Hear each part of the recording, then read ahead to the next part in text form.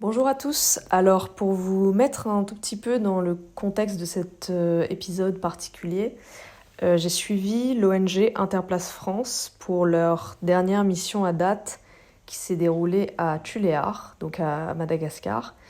Et nous étions chez les sœurs de Saint-Paul de Chartres, en particulier avec sœur Viviane qui est interviewée ici et qui est en charge du centre Béthéla, donc en plein Tuléar, là où la mission s'est déroulée.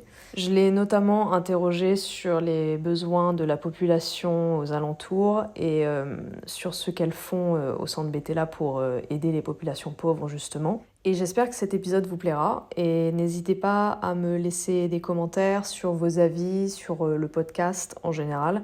Si vous avez des questions particulières ou des thèmes particuliers liés à la chirurgie plastique, que vous aimeriez que je discute avec mon père, ça serait totalement possible. Et donc n'hésitez pas à me laisser savoir ça et à partager notre contenu si le contenu vous plaît. Donc voilà, bon épisode!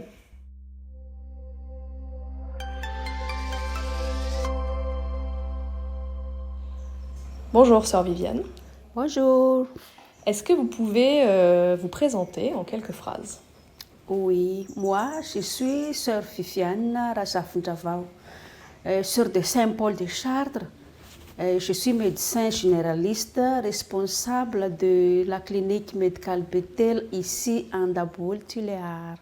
Nous accueillons en mission l'association Interplast et nous sommes très très contentes.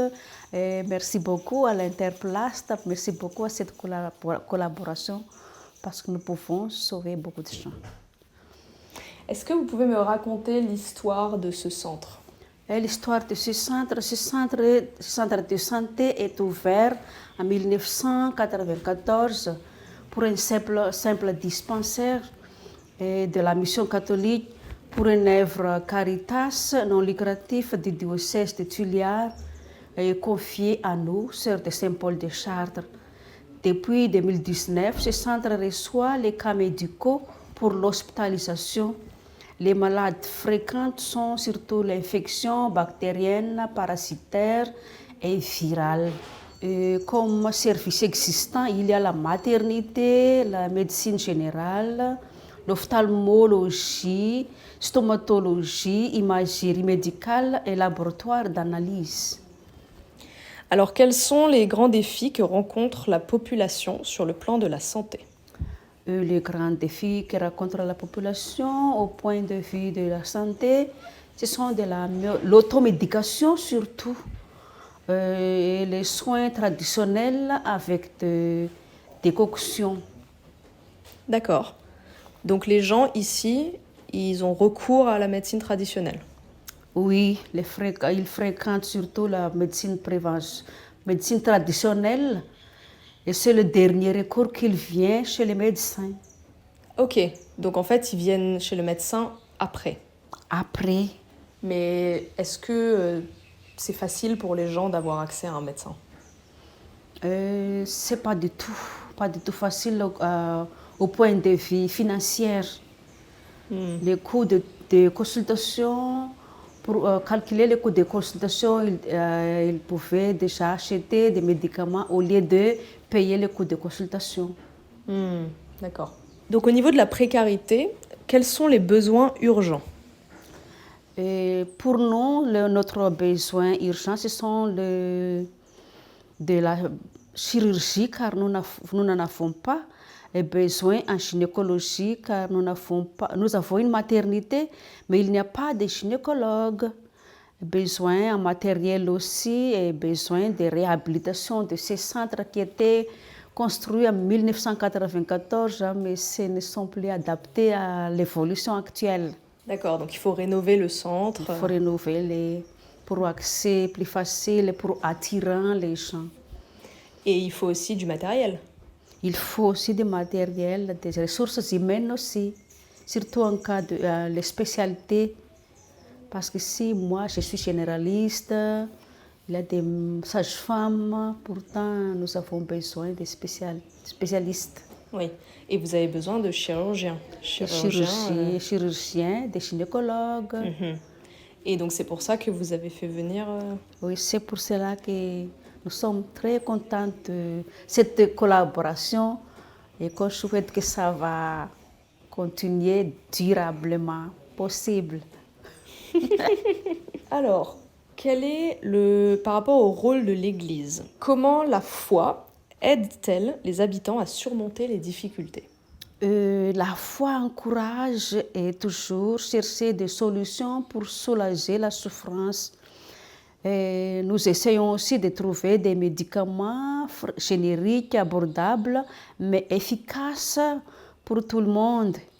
Et nous offrirons un soin de qualité avec un prix un peu plus bas par rapport à des autres formations sanitaires pour prendre en charge tous les pauvres surtout, et c'est la raison d'être de ce centre, pour voir particulièrement les pauvres qui ne peuvent pas soigner comme il faut. Oui. Et il y a beaucoup de gens pauvres autour du centre? Oui, il y en a beaucoup qui ne peuvent pas acheter leurs médicaments, qui ne peuvent pas faire leur traitement. D'accord. Et vous, vous les aidez du coup à travers la spiritualité aussi? Oui. À travers l'Église? À travers l'Église, à travers nos responsabilités, la santé surtout. Est-ce que vous avez besoin de plus de missions? Oui, nous avons besoin de plusieurs missions en chirurgie, en gynéco-obstétrique, car nous n'en avons pas dans ce centre, ni matériel, ni ressources humaines. Pourtant, c'est le besoin de la population actuelle. Est-ce qu'il y aura d'autres missions dans le futur avec Interplast? Besoin de missions Interplast plusieurs fois, si possible, au moins 2 fois par an. Si possible, j'insiste, besoin de missions en santé, action santé pour les femmes aussi. Et pour finir, comment les enfants et les femmes sont-ils affectés par cette situation? Par la situation sanitaire, le fait qu'il y ait une difficulté d'aller voir le médecin, les enfants et les femmes? Les enfants et les femmes, nous recevons beaucoup d'enfants pour la vaccination, pour les soins maternaux, fétals, parce qu'il y a l'accouchement. Et nous suivons le programme de l'État sur la vaccination pour les enfants, ainsi que pour les femmes enceintes et en âge de procréation. Il y a pas mal de femmes et d'enfants que nous prendrons en charge. Et vous voudriez quand même grossir la maternité ici, peut-être? Oui. Ouais. Améliorer surtout la maternité pour les soins des bébés, soins des femmes enceintes. C'est pour ça, avec Noël, c'est ce que vous faites? Oui, très bien. Vous pouvez m'expliquer un peu le but de faire venir le docteur Noël? Le docteur Noël, nous avons besoin de passage des gynécologues, obstétriciens pour une mise à jour des connaissances des sages-femmes. Pour éviter la routine depuis l'école jusqu'à maintenant, il faut une mise à jour, un partage d'expériences. Il faut améliorer la façon de travailler, de recevoir les malades. Il faut aussi améliorer le milieu de travail. D'accord. Merci ma sœur.